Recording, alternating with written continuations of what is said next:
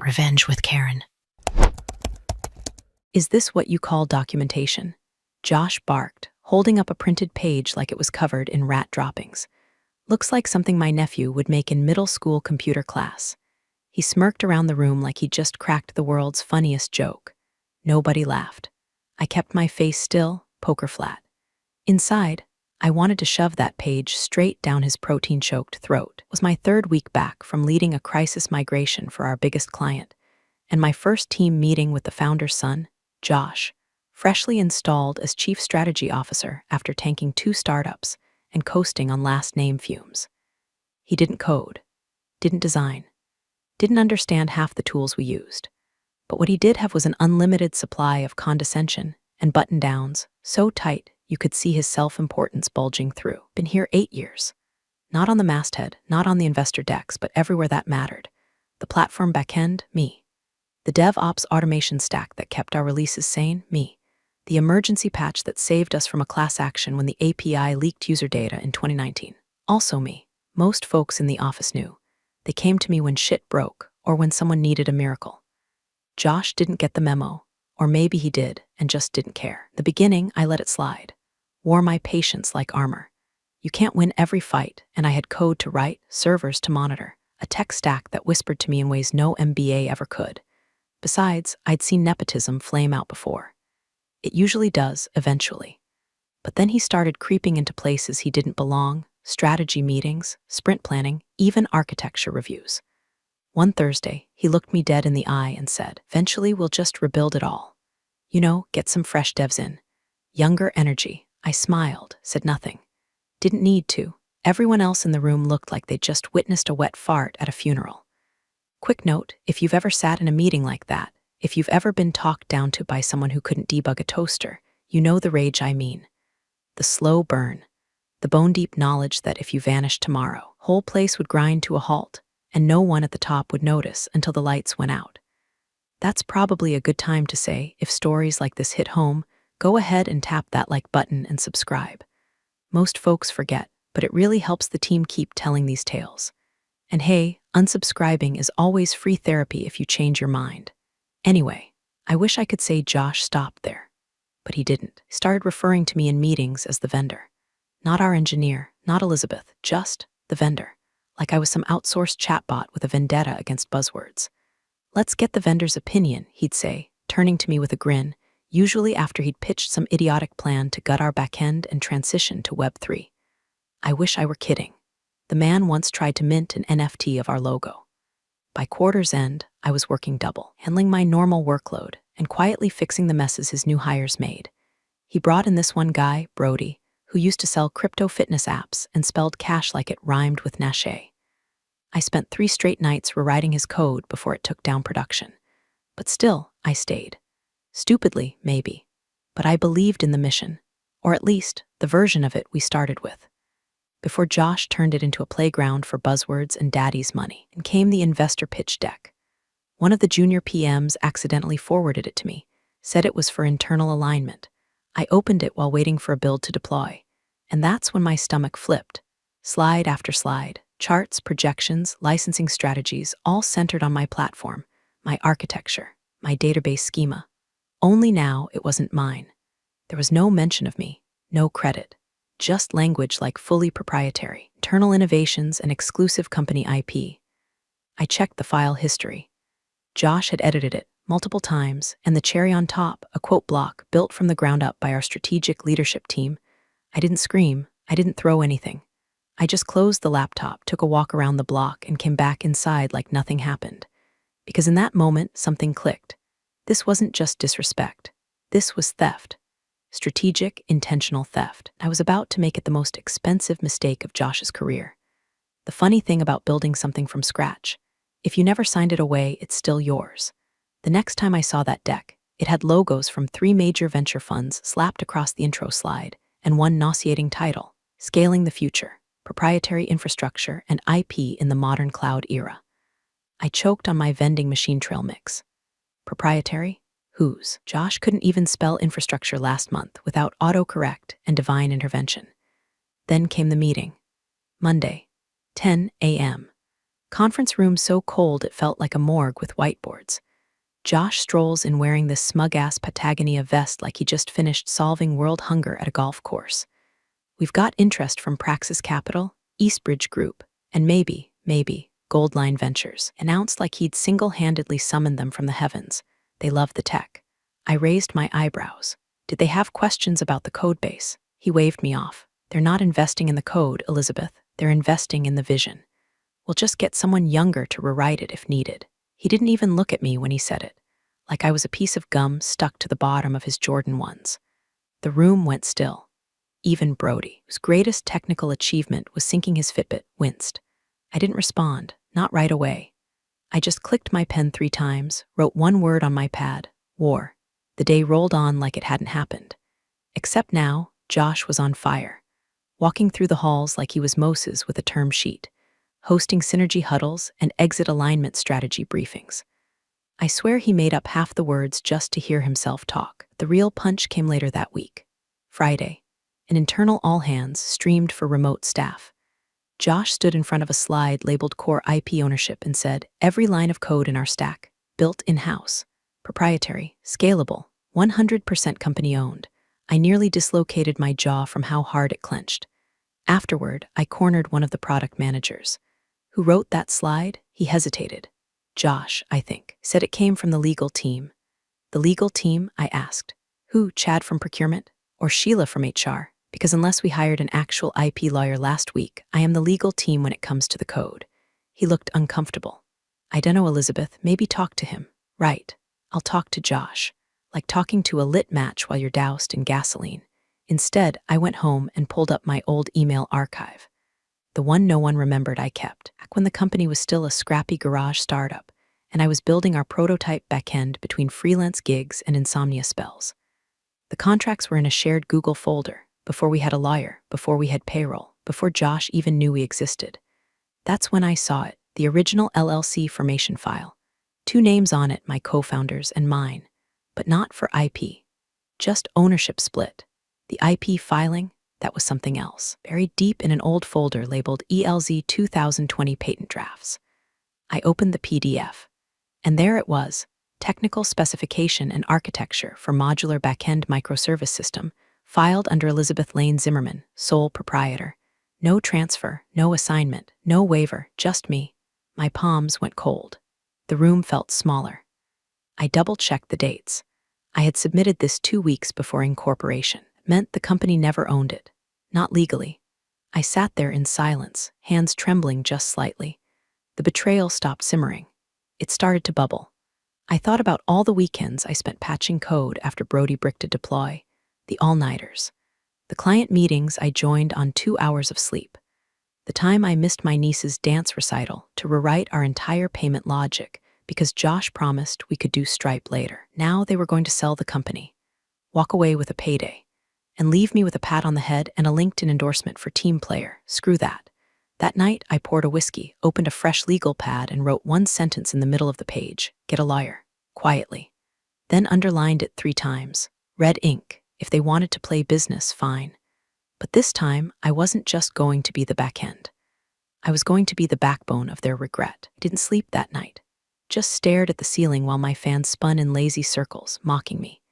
The cheap bourbon I'd used to steal my nerves was now acid in my throat. My laptop glowed from the desk like it was daring me to reopen that folder. What if I was wrong? What if I'd signed something and forgotten? What if I was just, what Josh said, a vendor with opinions? That phrase had wormed into my brain like termites in drywall. By 4 a.m., had my old hard drive stacked like pancakes on the coffee table, cables everywhere. I was cross-referencing contracts, emails, drafts of drafts.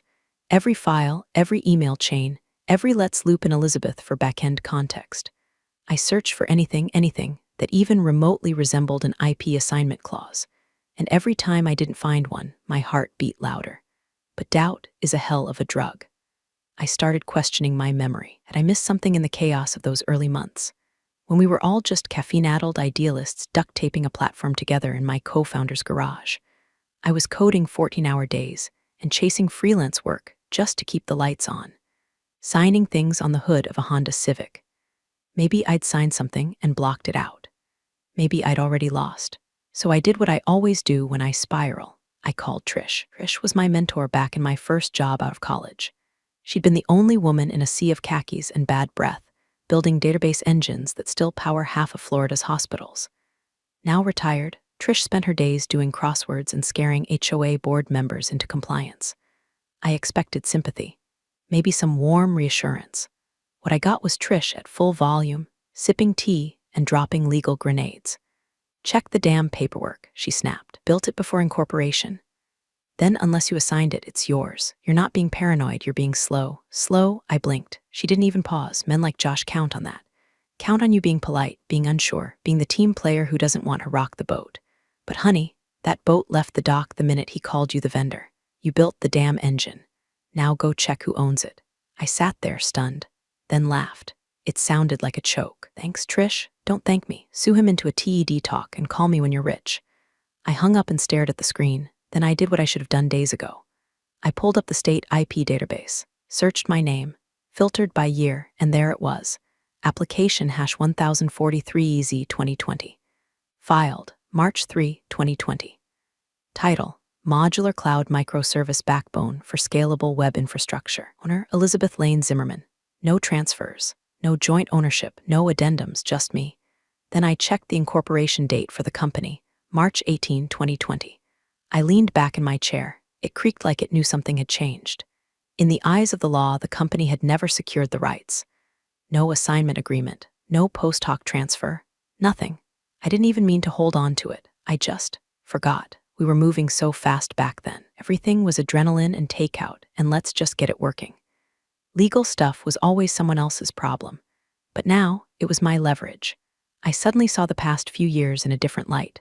The dismissals, the overlooked bonuses, the skipped promotions, the way Josh tried to frame me as replaceable. It wasn't just sexism or nepotism, it was strategy. A slow campaign to erase me before I realized what I had. But now I knew. That knowledge hit me like cold steel in the spine. Not rage, not panic, just focus, a slow, surgical click in my brain. I wasn't going to yell. I wasn't going to storm into Josh's office and throw down the paperwork like some movie scene. That's what they'd expect. What they wanted, something messy they could spin. No, I was going to move like code in the night.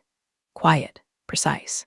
Impossible to trace until it was already done. Because the thing about owning the foundation, even when they try to build without you, the whole thing still rests on your name.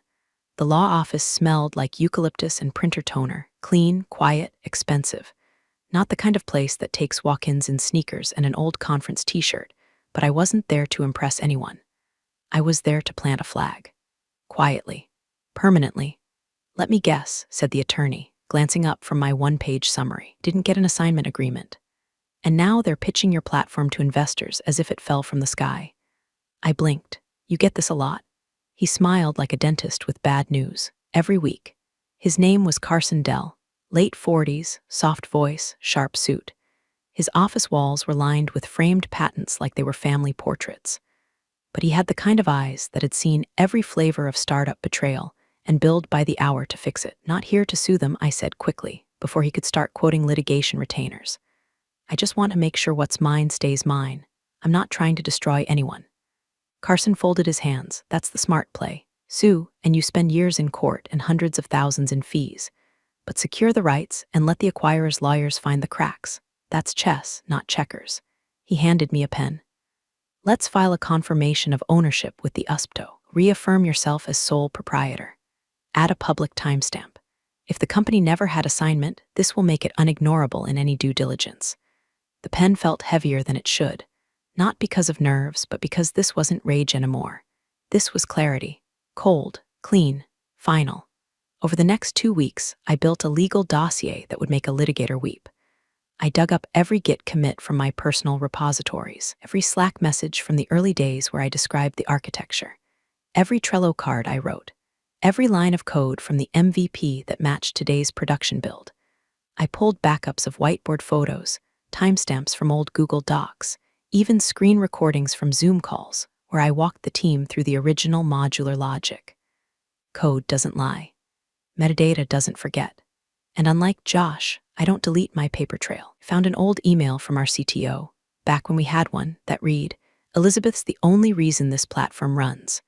It's her brain in machine form. I tagged it, indexed it, stored it in a private folder labeled in case of fire. I also backed everything up twice, once on encrypted cloud storage, once on a portable SSD that now lived taped under the drawer in my home office like a Cold War asset file. At one point, I laughed, not because it was funny, because it was surgical. I'd spent years writing automation scripts to prevent disasters. Now I was writing my own contingency plan, except this time, I was the system worth saving. Carson reviewed it all, occasionally nodding like a man watching a bomb slowly tick toward impact. This, he said, flipping through the folder, is immaculate. If I were their general counsel, I'd quit before this lands on my desk. I'm not trying to hurt them. I repeated. He closed the folder and looked me in the eye. You don't have to, that's the point. Every day that week, I kept showing up to work like nothing was happening. I merged pull requests. I answered Slack messages. I even fixed a deployment bug that Brody introduced when he pasted ChatGPT code into production without reading it. Meanwhile, I kept adding to the file. I logged Josh's decisions, where he claimed ownership of in-house IP in investor calls, documented every time he omitted my name in company-wide emails. I copied the metadata from the pitch decks, and I kept quiet. That's what killed them in the end, the quiet. Josh was so used to loud people being stupid, he never saw the silence as strategy. He thought I was sulking, or scared, or resigned. He had no idea I was building the legal equivalent of a trapdoor under his career. One evening, Carson called me with a smile in his voice. Everything's filed, time-stamped, verified. Any competent legal team will spot the ownership discrepancy immediately. I stared out the window of my apartment, watching headlights drift through the fog like ghosts. I felt nothing, no vengeance, no panic, just calm. This doesn't feel like revenge, I said. It isn't, Carson replied. It's reclamation. I hung up, walked back to my desk, opened my laptop, and for the first time in weeks, pushed a fresh commit to the backend repo. The message, documentation cleanup, ownership confirmed.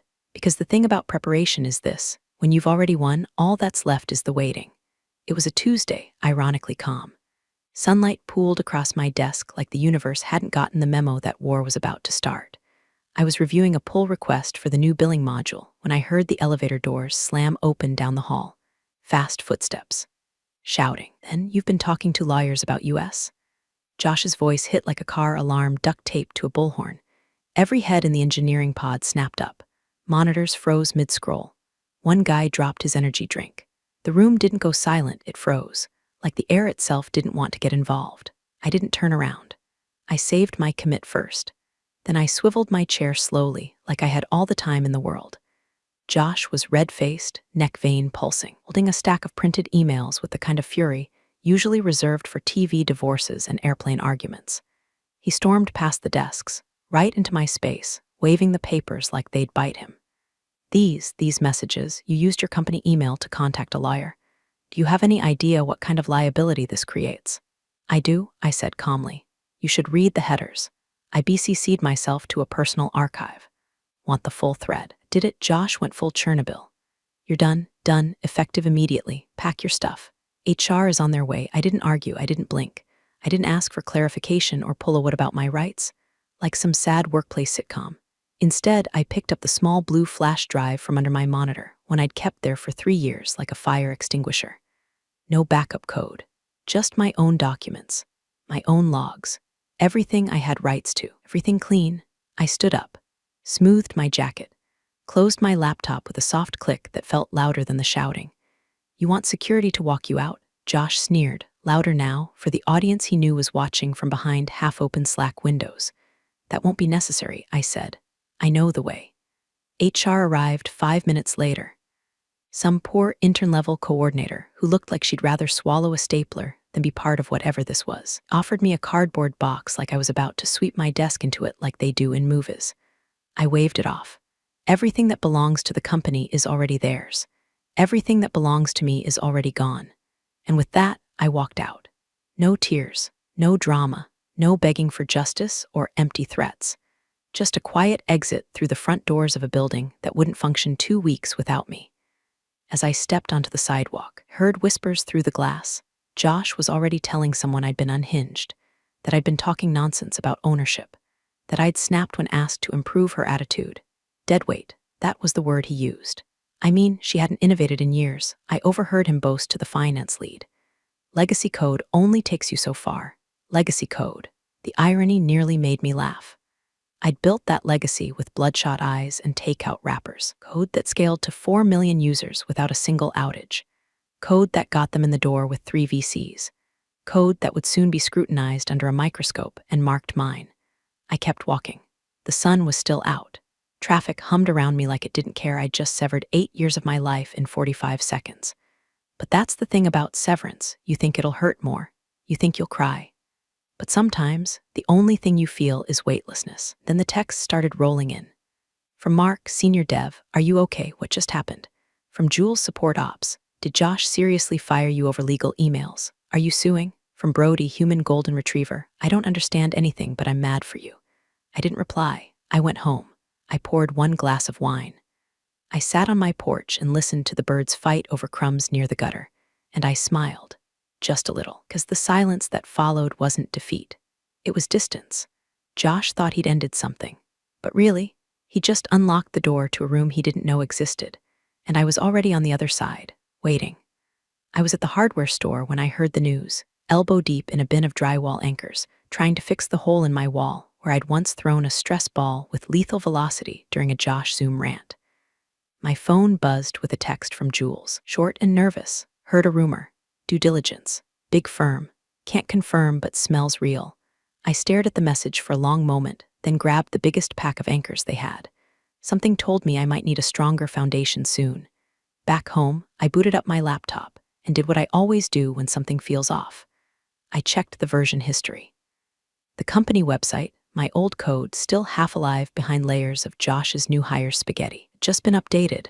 Footer now read, "Copyright company name, all rights reserved, proprietary technology." That word again. Proprietary. They were dressing it up, polishing the pig for market. And I'd bet a month of uptime reports that some acquisition shark was sniffing around, looking for scalable back-end gold. By Thursday, it wasn't just a rumor. The Slack leaks began. Someone on the design team had seen Josh printing slide decks titled Phase 3 Transition Strategy. One of the exec assistants mentioned a string of meetings with folks from Goldline Ventures. Then the database admin let it slip that he was asked to map out IP dependency layers. IP, not infrastructure, not uptime, IP. I didn't panic. I downloaded a podcast, went for a walk, and smiled at the crows gathered around a busted mailbox like a feathered jury. Somewhere out there, Josh was promising a tech stack he didn't actually own. And someone, some very expensive someone, was about to ask the right questions. It came 2 days later. Saturday, mid-morning, number unknown, California area code. "Elizabeth Zimmerman," the voice asked. "Male, polite, legal, yes. My name's Daniel Kim. I'm with the legal team at Orbis Strategic Capital.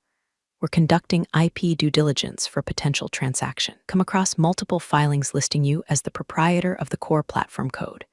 Would you be open to a few questions?" He didn't say the company's name. He didn't have to.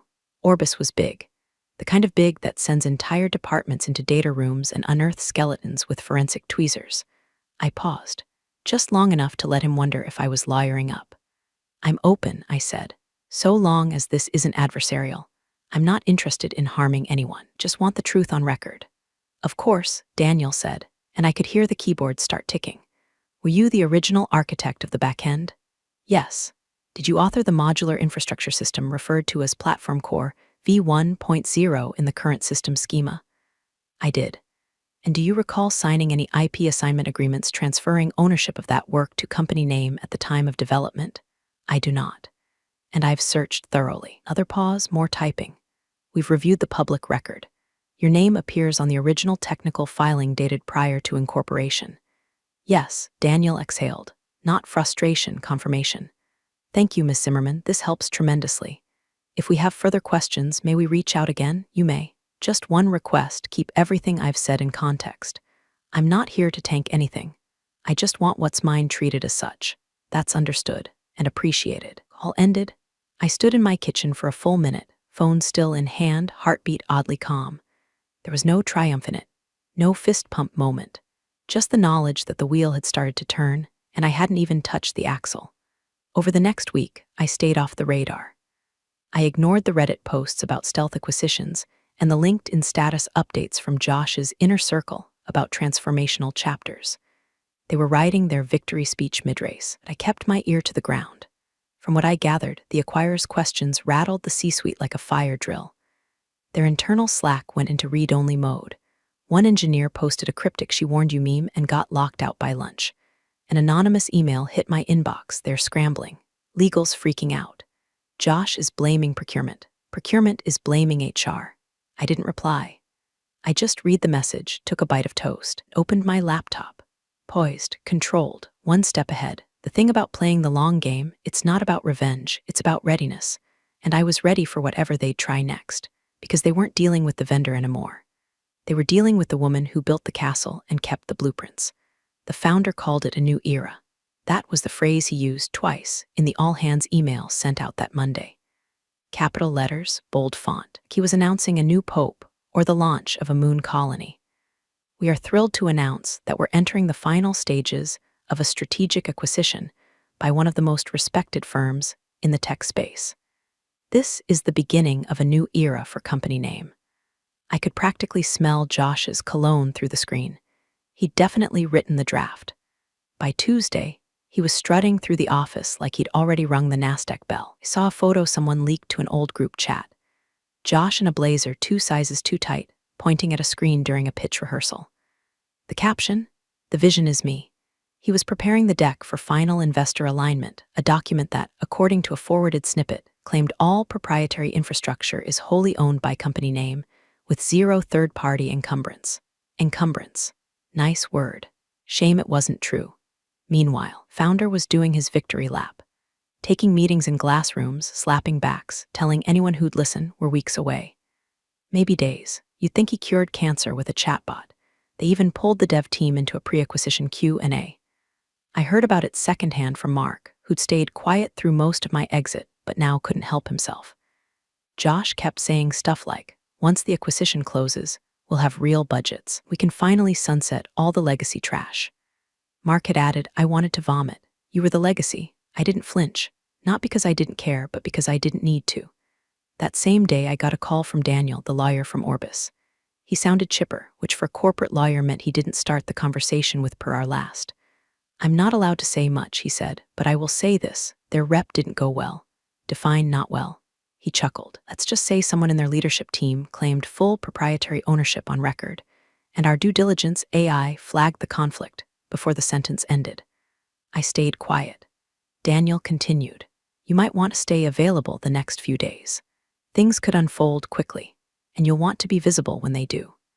After the call, I went out to the shed behind my house and pulled out the old whiteboard I used during the early development days. Still had my faded Sharpie sketches of the system pipeline. Still had the words "do not delete this layer" written in capital letters above the caching service I duct-taped into brilliance one sleepless weekend. I stared at it for a while, not because I needed to remember how it all worked, but because I wanted to remember why I built it. Back then, we weren't pitching to VCs or posturing on LinkedIn. We were solving real problems with bad tools and raw caffeine. We're building something. And now Josh had turned it into a performance piece about vision and synergy, built on a foundation he didn't understand, didn't respect, and definitely didn't own. But he didn't know that yet. From what I'd gathered through back-channel chats, Josh had no idea the acquirer had already talked to me. He thought I was gone, fired, irrelevant, a bump in the road. As far as he knew, the legal process was a formality, box-checking exercise before he got his golden ticket. Let him think that. Let him believe the storm wasn't already at his doorstep.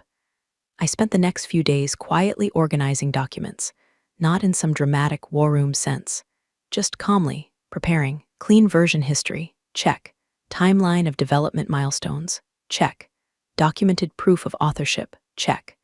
I wasn't sharpening knives, I was polishing mirrors, to let the truth reflect right back into their boardroom. And still, Josh kept bragging. In investor updates, in Slack messages that got screenshotted and forwarded to me anonymously. This acquisition is happening because of my strategy. We built this platform for scale. There are no holes in our tech stack. If he had known what was coming, he might have kept his mouth shut. But he didn't, because the silence he'd mistaken for defeat was just the pause before impact. Meeting was supposed to be routine. Final round of due diligence. A video call scheduled for 10:30 a.m. sharp, blocked out on the calendars of every executive, board advisor, and legal mouthpiece from both sides. The founder wore his best performance sweater, trying to look casual wealthy. Josh had gone full silicon cosplay in a hoodie and designer sneakers, leaning back like he was already halfway to a yacht named Exit Liquidity. Opening pleasantries lasted exactly 8 minutes. Then Daniel, the same calm, unflappable voice who'd called me weeks earlier, shared his screen. "We just need to clarify one item on page 46, he said smoothly, as if he were asking about catering preferences.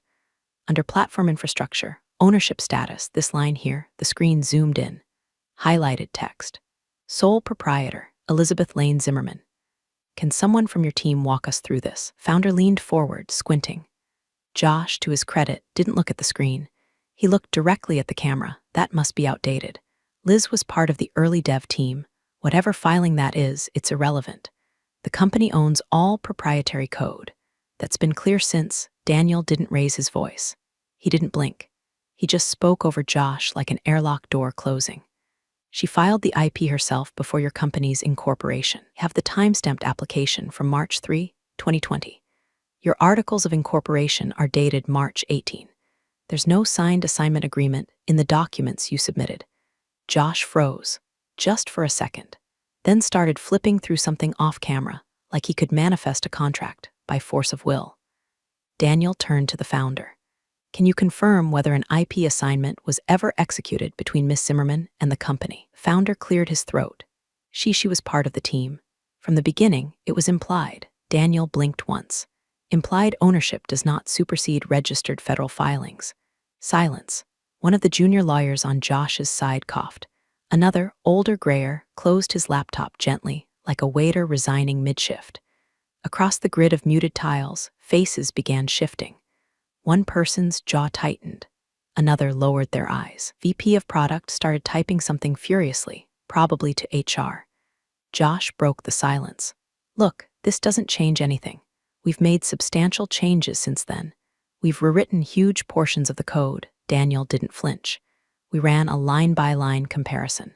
47% of the production codebase still matches the original prototype, including structural logic, including architecture, including critical modules used in your scalability projections." The founder looked pale. Josh looked radioactive. Daniel continued, voice as smooth as ever. "Which means, without an assignment or licensing agreement, your company does not currently have legal ownership over the core infrastructure it is marketing to our firm. This is not a minor issue. This is a foundational risk." Josh opened his mouth again. "I suggest you pause there," Daniel said, with the sort of practiced chill that shuts down entire courtrooms. Anything further could constitute misrepresentation. No one spoke.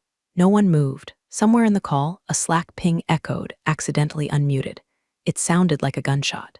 Daniel leaned back slightly. "We'd like to take a short break. I suggest your team review internal documentation during that time." The screen stopped sharing. Black tiles. Gray tiles. Cascade of cameras turning off like dominoes falling in a silent room. But not before the founder's face, frozen, drained, looked squarely at the name on the document one last time. My name, not under team, not under advisory, not buried in footnotes or acknowledgments. Just owner. Josh stayed unmuted too long. Long enough to hear him whisper, "How the hell did she click?" Meeting ended.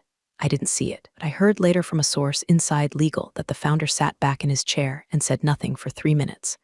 Just stared at the screen like it had betrayed him personally. Josh apparently spent the next hour digging through Slack history, trying to find someone to blame. HR, legal, marketing, anyone but himself. But it didn't matter, because in that moment the game had shifted. Not loudly, not with fireworks. Just a quiet, polite, undeniable eruption. Hadn't raised my voice. I hadn't called a press conference. I just signed my name and waited for the avalanche. The elevator chimed with the kind of soft precision that tells you you're in a building where everything runs on money and punctuality. The walls were glass, the carpet too expensive to walk on without guilt. I stepped out onto the 27th floor of the Orbis Strategic Capital headquarters and was greeted by a receptionist who didn't flinch at my name. In fact, she stood up. "Miss Zimmerman, welcome. Conference room C is ready for your onboarding." Onboarding. The last time I heard that word, it came with a dusty desk, a lukewarm welcome, and a cheap laptop that still had someone else's browser history. This time, it came with legal folders, executive keycard access, and a benefits packet that had a whole section for equity options over $2M. Inside the room, Daniel was already seated. Calm, composed, as always. He stood to shake my hand, not too firm, not too soft. Just right. "Glad you're here," he said, motioning to the chair beside him. "We're very excited to bring you on as Technical Director of Infrastructure Transition." I smiled. "Is that just a fancy way of saying you want me to rebuild the thing they couldn't buy?" He smiled back, something like that. The papers were ready, already tabbed and labeled. The job offer, the consulting agreement, the retention bonus was all there, crisp and inevitable. As I signed, Daniel opened his laptop and angled it toward me.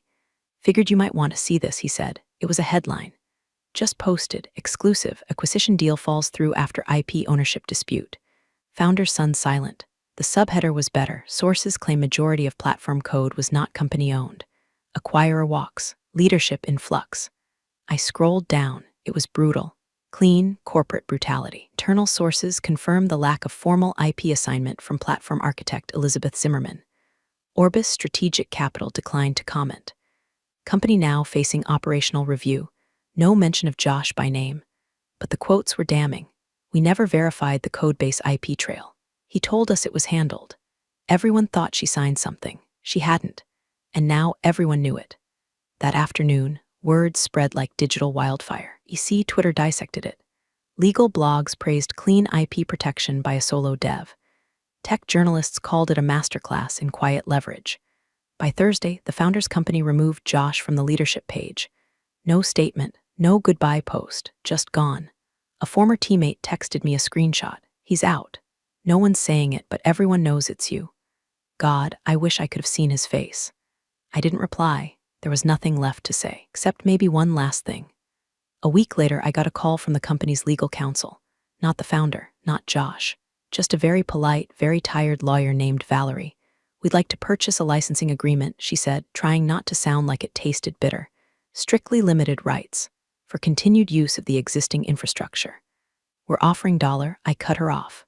Triple. She didn't argue, just sighed.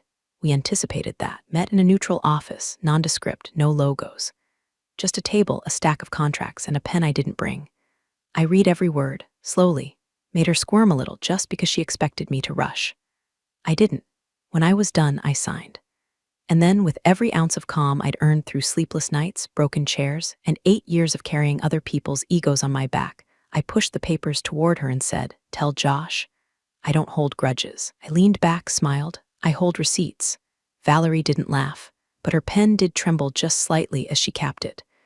I walked out of that room not with a victory lap, but with something cleaner. Colder, permanent, legal ownership, financial closure. And a future I built line by line.